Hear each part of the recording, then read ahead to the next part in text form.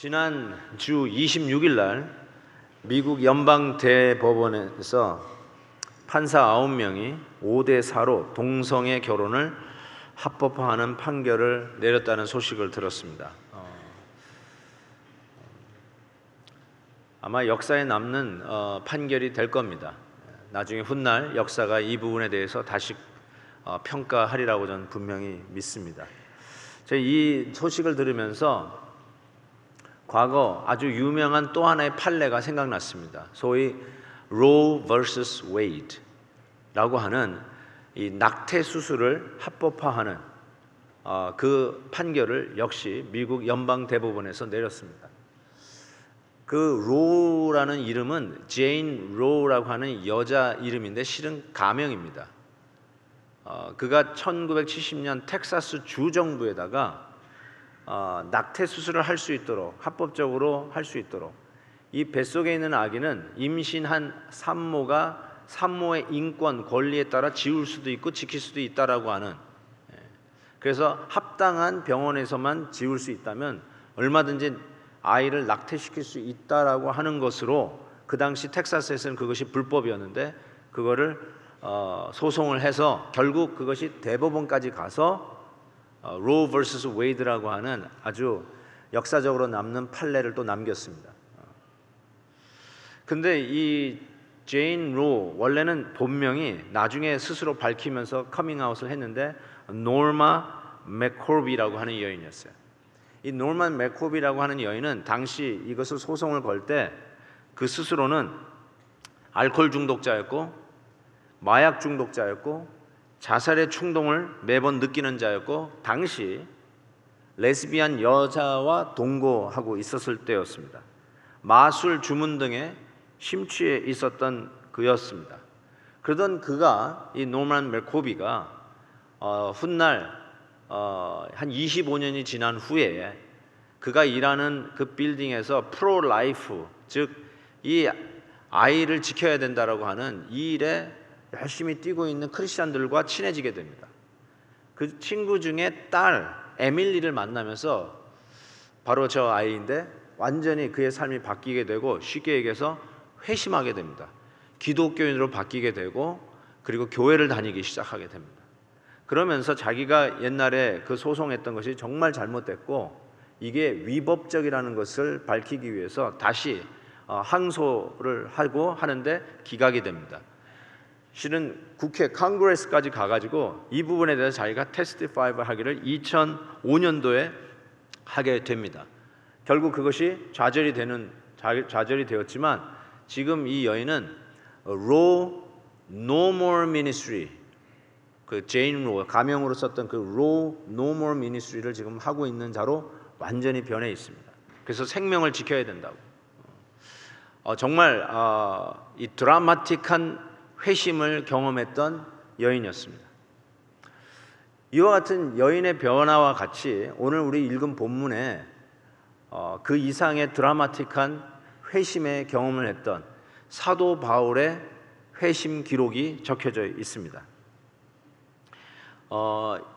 기독교 역사에 가장 이정표로 남을 만한 회심의 사건은 사도 바울의 회심이라고 할 수 있습니다.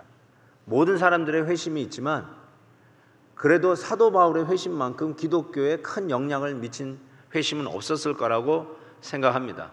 그래서 그런지 오늘 이 사도행전이 기록되어져 있는 이 사도행전을 쓴 저자 의사 누가가 사도 바울의 회심을 다른 곳에서 2번 더, 그래서 총 합쳐서 사도행전에서만 3번 기록하고 있는데 또 한 군데가 사도행전 22장이고 26장입니다. 나중에 여러분이 또 관심이 있는 분은, 성경 공부에 또 특별히 관심이 있는 분들은 이 회심의 기록을 쭉 나열해서 보면 오늘 본문 사도행전 9장 또 사도행전 22장, 26장이 약간씩 달라요. 그래서 조금 더 몰입하는 분들은 야, 이거 틀렸다. 이 사도 바울 회심의 기록 자기 자신이 기억하는 것도 서로 틀린가 보다 이렇게 생각하고 그 기록에 대한 신빙성을 의심하는 분들인데 그 부분을 일단 짚고 넘어가겠습니다. 오늘 본문에는 이런 표현이 나오죠. 소리만 듣고 아무도 보지 못하여 말을 못하고 섰더라. 그 주위에 사울과 함께 갔던 자들에게 나타난 현상이었습니다. 근데 22장 9절에 이렇게 쓰고 있어요. 나와 함께 있는 사람들은 빛은 보면서도 나더러 말하시는 이의 소리는 듣지 못하였다. 완전히 반대로 써요. 아까는 소리만 듣고 보지 못했다고 그랬는데 지금 22장에서는 빛은 보면서 소리는 듣지 못했다, 이렇게 쓰고 있습니다. 26장에 사도 바울이 아그리빠 왕에게 자기 회심에 대한 이야기를 할 때, 왕이여 정오가 되어 길에서 보니 하늘로부터 해보다 더 밝은 빛이 나와 내 동행들을 둘러 비추는지라. 우리가 다 땅에 엎드러져 내가 소리를 들으니, 여기서는 빛도 보고 소리도 들었다, 이렇게 적고 있습니다. 자, 이거를 어떻게 reconciliation이라는 단어를 쓰는데 어떻게 이거를 같이 이해할까요? 아, 이게 틀리고 이게 옳다, 이거를 판단하는 게 아니라 오늘 말씀은 서로를 보완해서 그 당시 상황을 더 확실하게 파악하게 합니다. 그래서 잘 들어보면 이겁니다. 다메섹을 향해서 가다가 강렬한 빛이 비칩니다.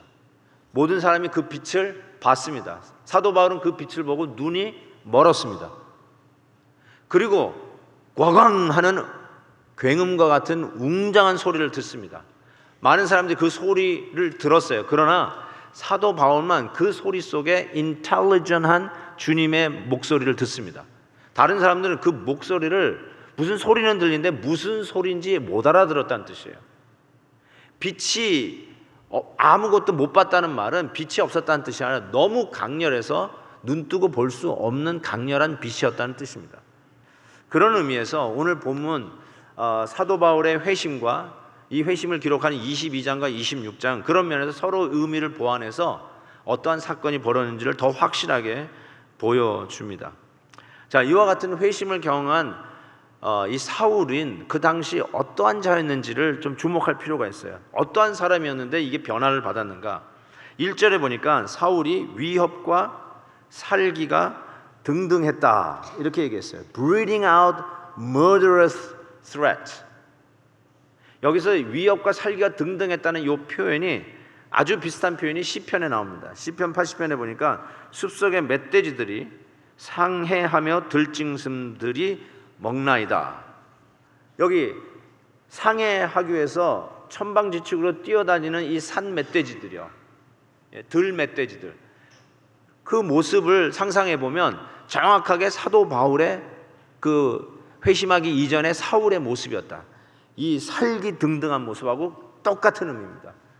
누가는 회심하기 전에 이 사울을 어떻게 표현하냐면 그냥 닥치는 대로 잡아먹고 닥치는 대로 앞에 있는 것을 해치는 짐승과 같은 자였다라고 표현하는 것입니다. 여러분, 성경에는 사울이 누구에게 복음 제시를 받았다는 말은 없어요. 누구에게 전도 폭발로 전도를 받았다는 말이 없고요. 뭐 사형리 도전을 받았다는 말도 적혀있지 않습니다.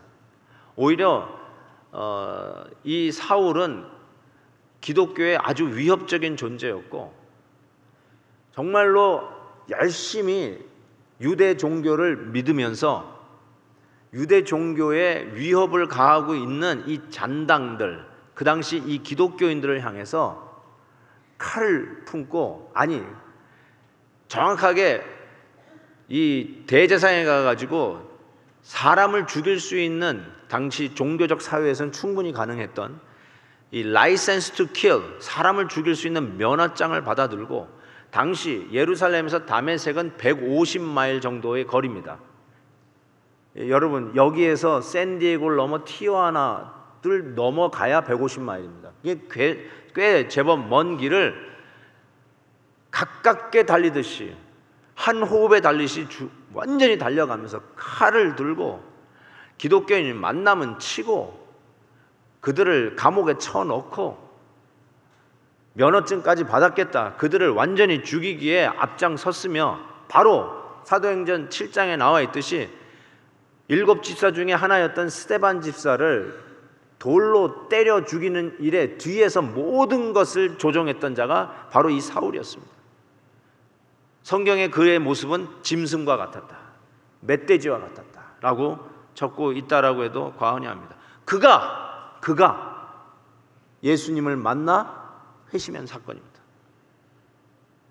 그것도 기독교를 핍박했던 그가 예수님이 찾아와 그를 만나 뒤집어 놓은 사건입니다. 어떻게 이게 가능할까라는 생각을 해봅니다.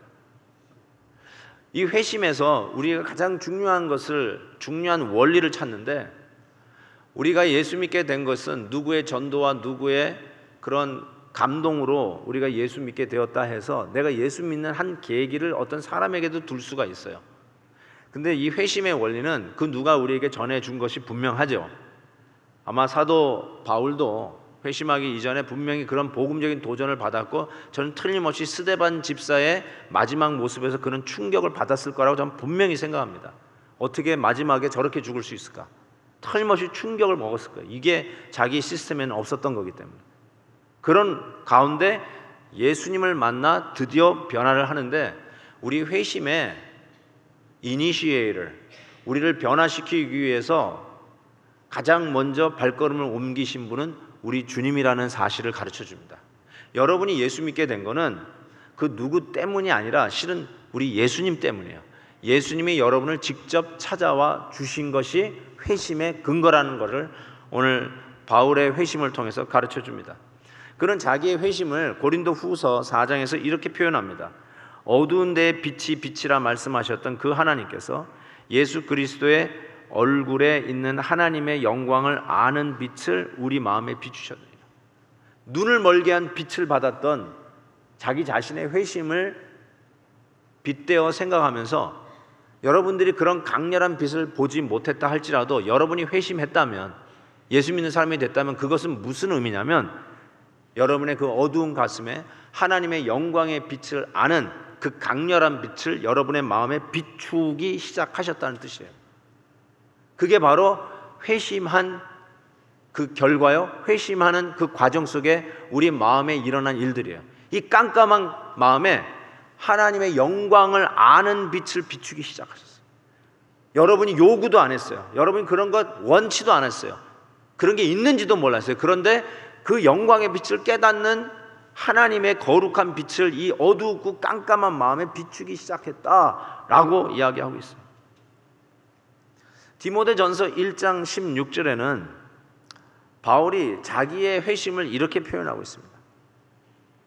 내가 긍휼을 입은 까닭은, 즉 회심한 까닭은 예수 그리스도께서 내게 먼저 일체 오래 참으심으로 보이사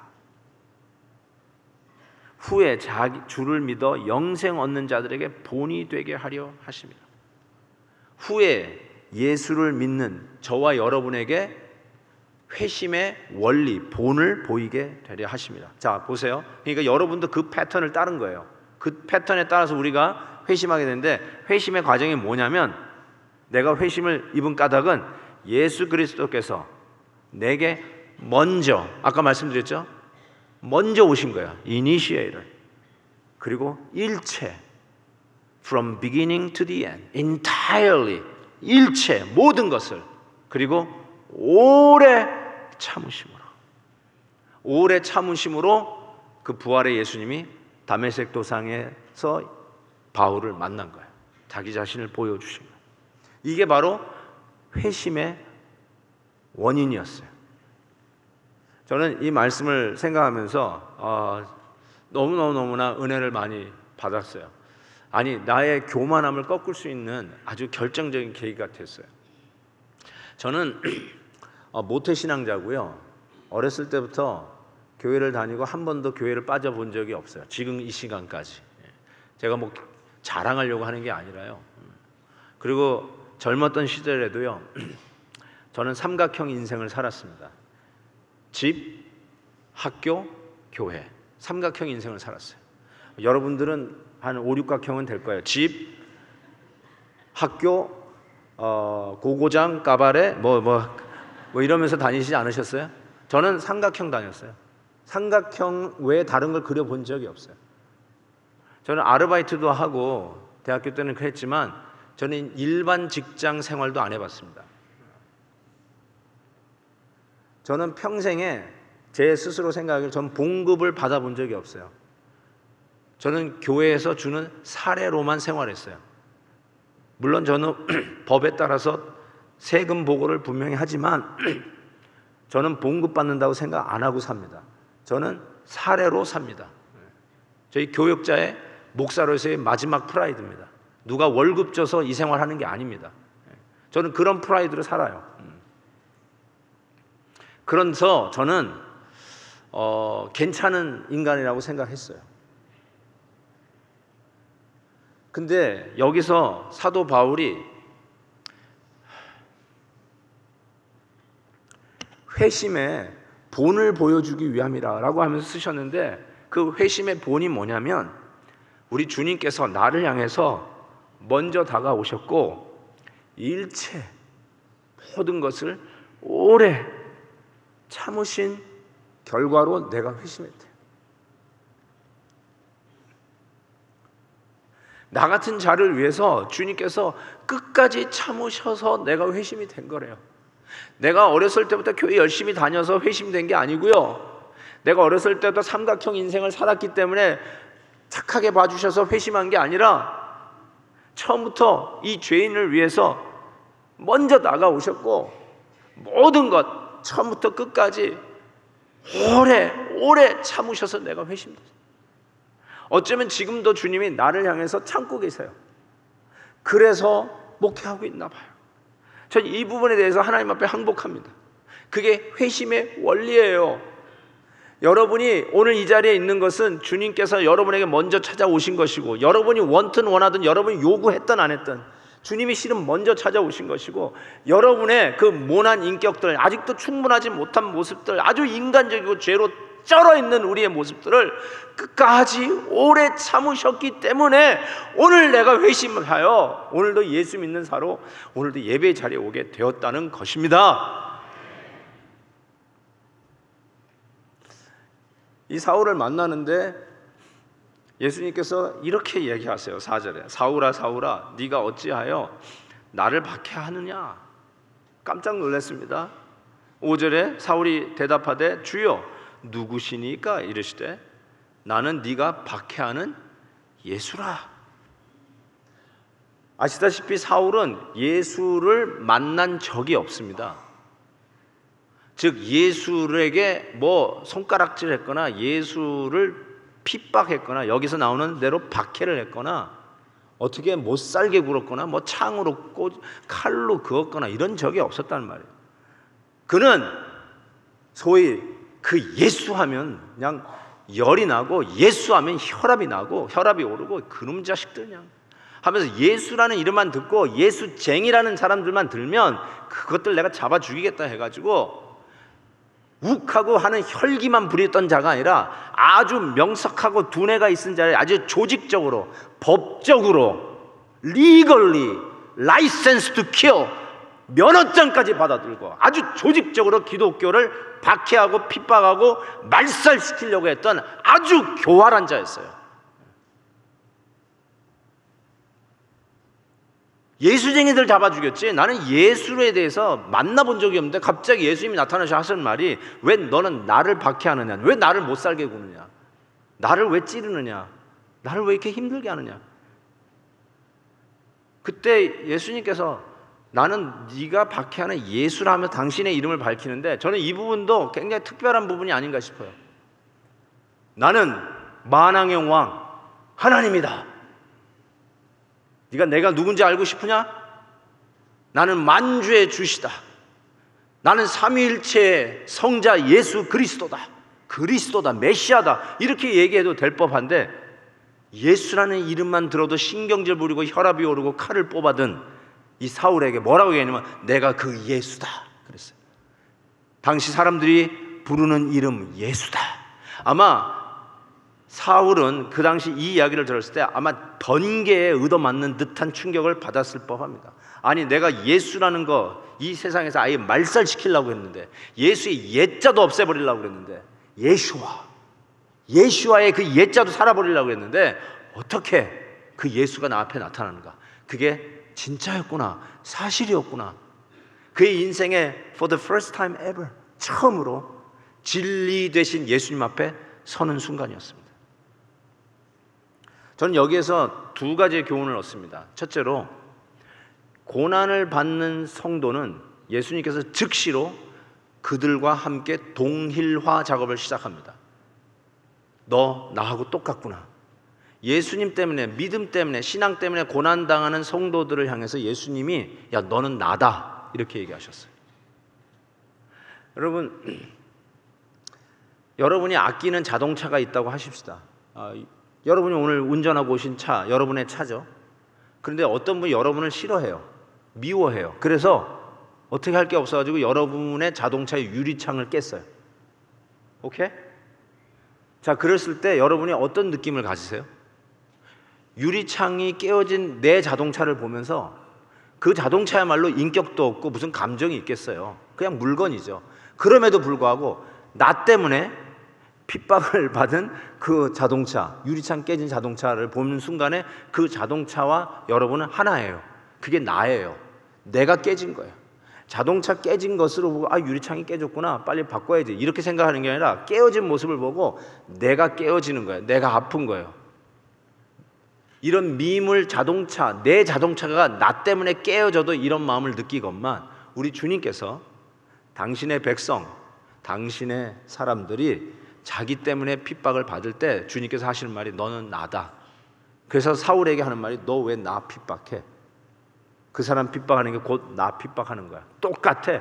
그렇게 말씀하시는 거예요. 그런 의미에서 저는 성도님들에게 권면하고 싶어요. 담대하세요. 믿음 때문에 고난을 당하세요? 믿음 때문에 힘드세요? 믿음 때문에 누명 썼어요? 예수님하고 하나 되는 순간이에요. 예수님이 여러분 보시고 넌 나다 하는 순간이에요. 또 한 가지, 동전의 양면성이 있어요. 또 한 가지 꼭 기억하실 게 뭐냐면, 우리가 함께 신앙생활을 하면서 모든 사람과 다 화목하며 지낼 수 없는 연약함을 우리는 경험합니다. 그 부분에 대해서 모르는 분은 한 분도 안 계세요. 그렇게 순진 천만한 분은 아무도 안 계실 것 같아요. 어떻게 여기에서 우리 교회 같이 또 사이즈가 있는 교회에서 모든 사람이 화목하면서 지낼 수 있을까? 쉽지 않을 거예요. 모든 사람과 화목하게 지내는 것이 성경적 원리임에도 불구하고 마치 바울과 바나바가 갈라지듯이 안 되는 부분도 있는 게 절감이 됩니다. 그럼에도 불구하고 우리가 한 가지 염두에 두실 게 있어요. 그게 뭐냐면, 서로가 서로에 대한 이야기를 할 때 이 원리를 적용하셔야 돼요. 혹이라도 우리가 예수님의 사람들을 잘못 정죄하거나 판단하는 오류를 범하면, 정확하게 우리가 무슨 죄를 범하냐면 예수를 해하고 예수를 핍박하고 박해하는 죄를 저질러요. 그분이 예수의 사람이기 때문에, 예수님의 성도이기 때문에. 어떻게 하냐고요? 목사님, 교회 안에 가라지도 있어요. 맞습니다. 예수님이 친히 말씀하신, 당신의 입술로 말씀하신 그 비유문에 보면 교회 안에도 알곡이 있고 가라지가 있다고 그래요. 있을 거예요 아마. 그런데 it's none of your business. 누가 가라지인지 알곡을 구별하는 건 여러분의 일이 아니라, 심지어는 그렇다 치더라도 여러분이 싫어하고 여러분이 정죄하고 못된 놈 하는 사람이 가라지라 치더라도 예수님이 가르쳐 주신 건 뭐냐면 그 가라지도 추수할 때까지 놔두라 그랬어요. 왜요? 알곡이 다치니까. 그런 입장에서 생각해 볼 때 우리가 성도 안에서 아주 조심하셔야 됩니다. 왜냐하면 서로의 인격을 다치는 그 수준이 아니라 예수님을 해하고, 여러분이 의도도 안 했는데 예수 믿는 사람이 예수님의 몸에다가 칼을 꼽는 것 같은 똑같은 행위를 할 수 있다는 사실 앞에 우리가 굉장히 조심하셔야 돼요. 오늘 교훈은 그겁니다. 당신의 사람들을 건드리고 박해하는 사울에게 네가 박해하는 예수다 하셨다는 것을 기억하셔야 됩니다. 저는 바울이 드디어 이 예수 믿는 사람으로 회심을 하는 이런 기가 막힌 드라마틱한 이 상황 속에서 바울이 제일 먼저 경험한 게 뭐냐면 교회의 사랑이라고 전 믿어요. 내 주의 나라와 주 계신 성전과 피 흘려 사신 교회를 늘 사랑합니다. 어쩌면 바울이 이 찬송가를 되게 좋아했을 것 같아요. 왜 그렇게 생각하냐면 사울이 강렬한 빛을 보고 눈이 멀었어요. 그리고 사흘 동안 먹지도 못하고 마시지도 못했다고 성경이 적고 있어요.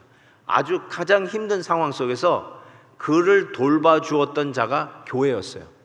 그가 그 절대절명의 위기 속에서 가장 그를 살려주는 그 사랑을 받은 게 교회예요. 교회로부터 그 사랑을 처음으로 받습니다. 교회를 죽이려고 하고 교회를 핍박하며 다녔던 이 사울이 그의 가장 밑바닥 어려운 위기 속에서 그를 건져낸 게 교회라는 걸 체험하게 돼요. 그 교회의 사랑을 누구를 통해서 그가 깨닫게 되냐면 우리 주님께서 아나니아라고 하는 사람을 보냅니다. 이 아나니아는 교회를 대표해서 사울에게 나아가도록 지명된 자였어요. 하나님이 아나니아를 딱 뽑아가지고 그에게 보냅니다. 이 아나니아는요, 나중에 다시 성경에 등장 안 합니다. 여기에 짱 나오고 사라져버렸어요. 아나니아가 다른데 안 나와요. 근데 이 아나니아가 어떤 사람이었을까? 왜 하나님이 이 사람을 보냈을까? 교회를 대표하는 이 아나니아는 도대체 어떠한 사람이었을까라는 생각을 해보게 되는데요. 성경을 한번 생각해 보세요. 하나님께서 아나니아에게 이야기하셨어요. 직접 말씀하셨어요. 야, 너 지금 다메섹 직가로 가라. 스트리트. 지금도 다메섹 가면 있답니다. 직가. 저는 다메섹은 못 가봤어요. 직가 가라. 오케이. 근데 거기 가면 유다의 집이 있다. 아, 유다의 집 알죠? 어느 골목에 있는지 압니다. 예. 거기에 가면 다소에서 온 사람이 있다. 알겠습니다. 다소에서 온 사람. 거기에 사울이라는 사람이 있어. 예, 알겠어. 예, 뭐라고요? 누구요? 사울. Wait a minute. 사울은 지금 우리 형제 자매들을 잡아 죽이고 해야 하는 그자 아닙니까? 어떻게 그자에게 가라고 하시는 것입니까? 그랬을 때 하나님께서 그는 내가 택한 그릇이다라고 그래요. 내가 택한 그릇이라고 하는 그 하나님의 말씀을 듣고 더 이상 시비가 없어요. 즉각 순종하고 갑니다. 한번 생각해 보세요. 우리 식으로 얘기하면 안수하는 그 순간에 손에 수갑 들고 있다가 철커덕 아나니아에게 수갑을 채워서 끌고 갈 수 있는 자가 사울이었어요. 죽이는 면허장까지 들고 다니는 사람이었어요. 그런 자에게 어떻게 가서 손을 내밀고 안수를 합니까? 감히. 그 누가 그런 일을 할 수 있겠어요?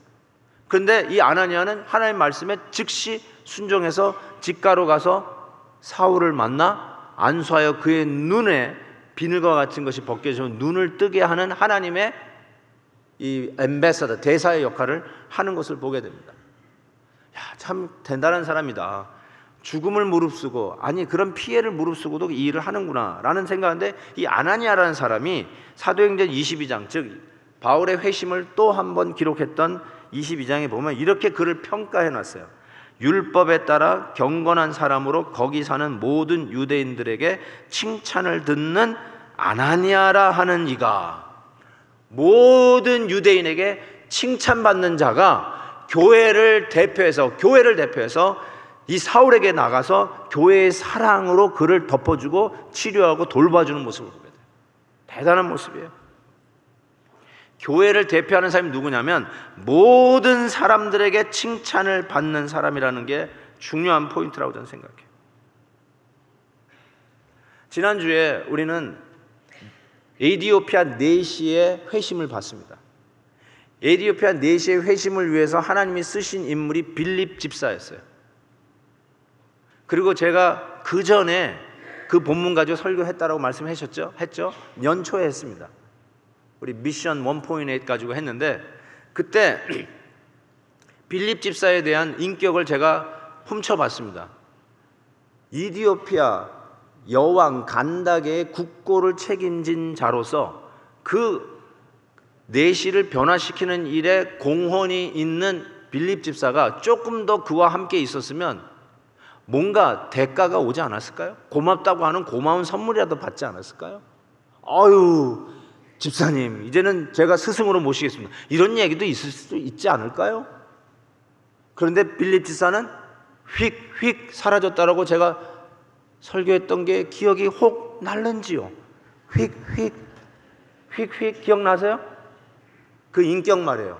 복음 전하면 다시 또 복음 전할 자리를 향해서 휙휙 사라지고 있는 이 빌립 집사처럼 저는 이 아나니아의 기록이 다시 안 나오는 것이 꼭 빌립 집사의 행적 같아요. 하나님 앞에 쓰임을 받는데 기독교 역사의 최고의 인물이었어요. 바울이 아니었으면, 그냥 사회학적으로 평가를 해도 바울이 아니었으면 지금의 기독교는 없습니다. 그렇다고 생각할 때 이 사도 바울의 회심에 가장 가까이에서 공헌한 이 아나니아가 어느 정도 좀 이 인정을 받고 유익을 얻고 교회에서 리더십의 높은 자리까지 올라가는 것이 당연히 나올 것 같은데 성경은 그에 대해서 다시 언급 안 합니다. 휙휙 사라져 있는 그 모습을 보게 돼요. No wonder 모든 사람들에게 칭찬받는 자였어요.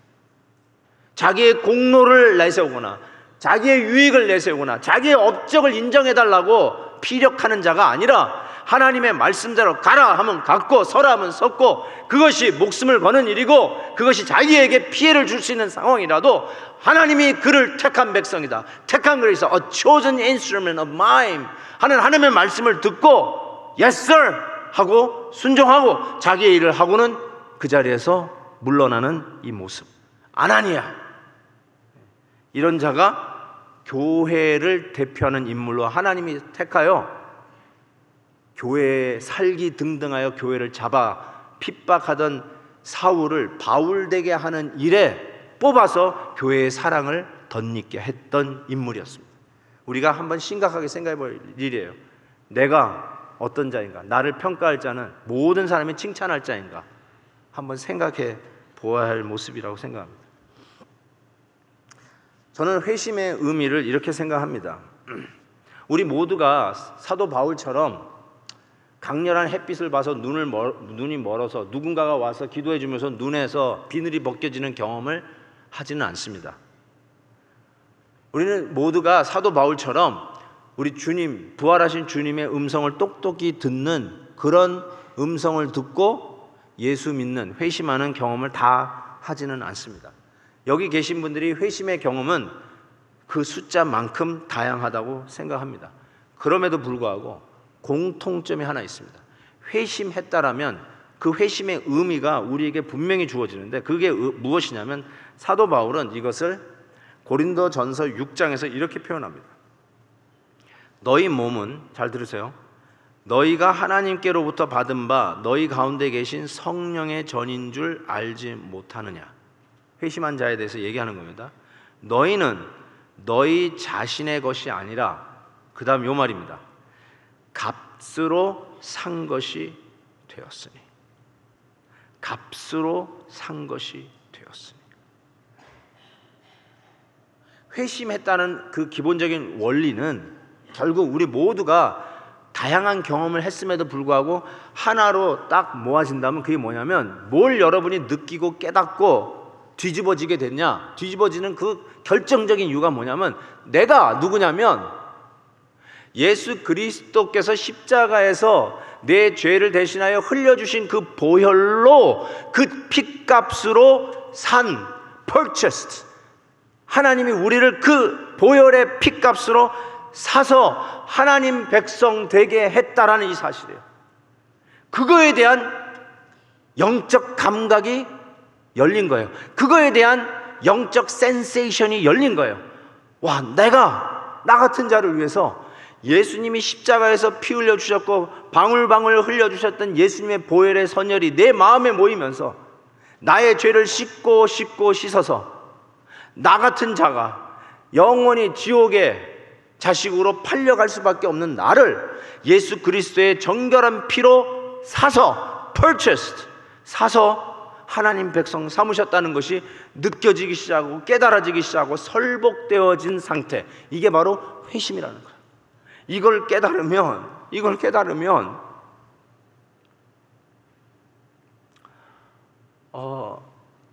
우리도 사울이 바울 되는 이 반열에 같이 들어가는 거예요. 저는 이런 의미에서 아프리카 사람 내시가 변한 회심의 원리나, 그리고 유대교 정통 보수, 우리식으로 얘기하면 아주 종교 안에서 뿌리를 깊게 내리고 그 안에서 자라서 딴 것에 대해서는 생각하지도 않는 이 보수 정통 사울도 뒤집어내는 이 회심이나, 그리고 사도행전 10장에 나타나는 로마 사람 고넬리우스가 변하는 그 회심의 원리나 다 같은 원리예요. 예수 그리스도께서 십자가 지신 그 보혈의 가격으로 나를 사셨다라는 것입니다. 그래서 요한복음 17장 3절에 영생은 곧 유일하신 참 하나님과 그가 보내신 자 예수 그리스도를 아는 것이다, 이렇게 얘기했어요. 아는 것이다. I know Jesus. I know about Jesus가 아니고요, I know Jesus. 딕셔너리 사전을 열어봤을 때 예수가 누군가 할 때 거기에 나오는 뭐 팔레스타인에 2000년 전에 살았던 유대 청년으로 뭐 국수주의자고 나라의 독립을 위해서 깨했고 12제자를 데리고 다녔고, 나중에는 로마에 의해서 십자가에 달려 죽은 자라고 정의되는 예수 그리스도에 대한 about Jesus에 대해서 아는 게 아니라 I know him, I know Jesus. 알게 되는 게 그게 뭐냐? 회심의 은혜로 얻은 영생이다. 영생. 그게 회심이에요. 예수님을 아는 거예요. C.S. 루이스가 자기의 회심에 대한 경험을 Surprised by Joy 라는 책에 썼어요. 예기치 못한 기쁨으로 번역이 됐습니다. 저는 영어 책을 제가 번역을 이 부분을 했습니다. 한번 보세요. 지금은 너무나 분명하고 빛나는 진리를 그땐 보지 못했습니다. 나 같은 자를 받아주시는 하나님의 겸손하심을, Divine Humility를 그때는 몰랐습니다. 탕자가 스스로 집에 걸어왔다고 치더라도 늘 걷어차고 문제 일으키고 화가 나 있고 기회만 있으면 달아나려고 몸부림치는 그 탕자가 돌아왔을 때 하이 게이트, 문을 열어주시는 주님께 마땅히 경배할 자가 누구입니까? 환영해 주시며 들어오라는 주님의 말씀을 악한 우리는 마치 당연히 들어서는 것처럼 으쓱거리며 뽐냅니다. 그러나 정확하게 왜 우리를 환영해 주시는지, 돌아오라고 하시는지 이해한다면 우리는 하나님의 은혜의 깊이에 잠긴 것입니다. 그 다음에 제 가슴을 친 이 구절이 저를 무너뜨렸어요. 한번 보세요. 굳어진 하나님의 마음은 인간의 부드러운 마음보다 더 부드럽습니다. The hardness of God is kinder than the softness of man. 하나님의 강요, compulsion, 뭐라고 번역하는지, 강압, 뭐 윽박지름, 밀어붙임, whatever you want to translate into. 하나님의 강요는 우리의 자유, liberation입니다.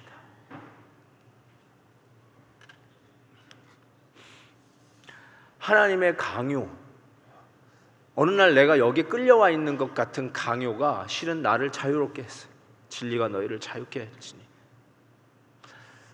요한 웨슬리가 자기의 일기책에 자기가 회심한 기록을 적어놨어요. 그때 이런 말을 썼어요.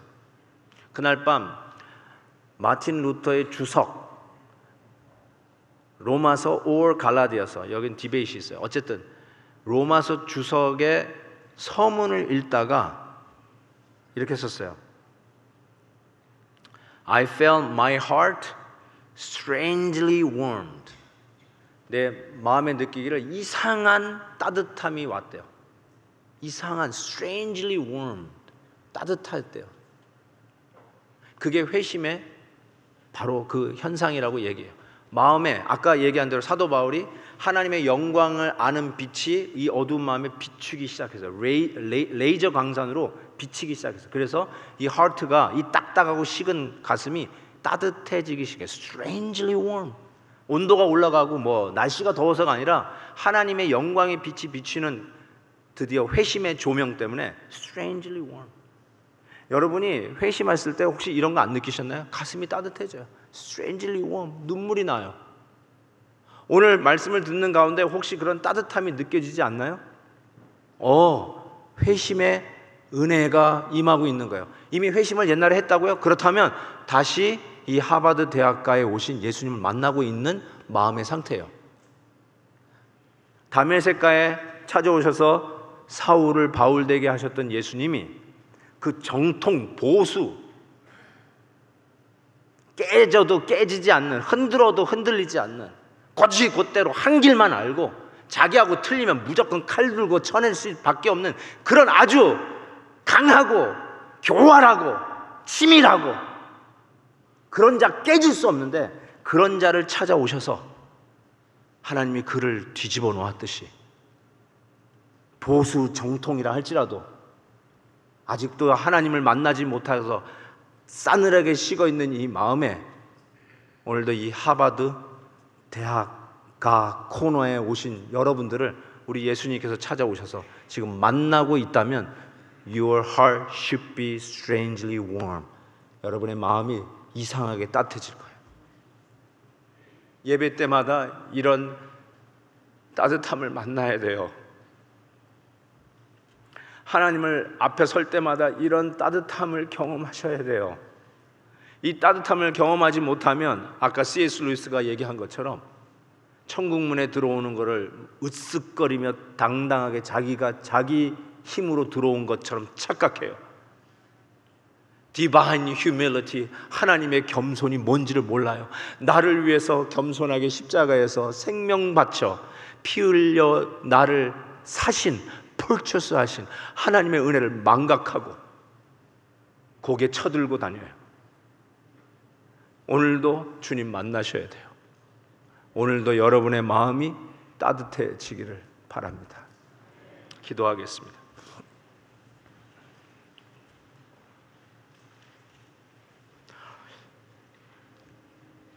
주님이 여러분을 만나 주시기를 바랍니다. 여러분의 마음을 주님이 노크하시는 시간입니다. 주님 앞에 고백하세요. 주님, 내가 만났는데 주님 만난 감격을 잃어버린 쳤습니다. 주님 만난 그 감격으로 살아야 되는데 그 감격은 어디 간지 없어지고,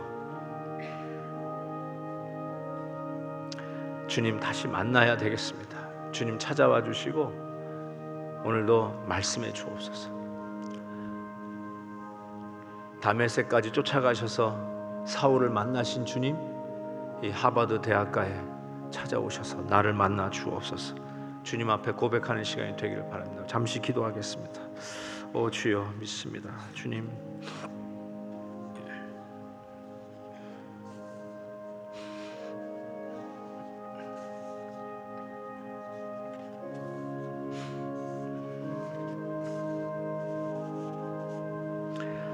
하나님 아버지, 나 같은 죄인 살리신 주님의 은혜가 얼마나 놀라운지요.